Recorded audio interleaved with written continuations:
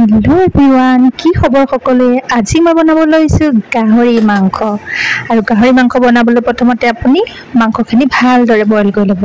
एटु कथा केतियाओ नापाहरिब देই बइल कर लोৱা হোৱাৰ পিছত আপুনি বিলাহী आलू पियाज एबो काटि लब और यार लगत साधारणভাৱে বনাম আজি ৰাতি আহাৰ খাজ আমি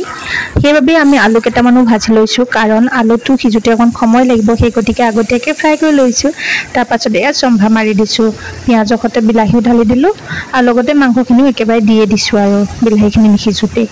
তো লাগতিয়াল মছলা অলপ দি দিছো একো বিশেষ মছলা ইয়াতে প্ৰয়োজন নাই দেই খুব সাধাৰণভাৱে খুব কম খৰচতে গাহৰি মাংসটো বনাব পৰা যায় আৰু খুব অইলি হয় তেল খুব কম দিব লাগে আৰু দেখিছে এটা ঢাকন মাৰি মই পানী দি দিলো পানীখিনি 5-10 মিনিট মই উতল অহাৰ পিছত আপুনি মান ধনিয়া অলপ পেলাই দিয়ক আৰু চাওক আপোনাৰ গাহৰি মাংসৰ জোলৰ ৰেচিপি তৈয়াৰ এতিয়া আপুনি খোৱা হেবল আৰু কেনেকুৱা লাগিছে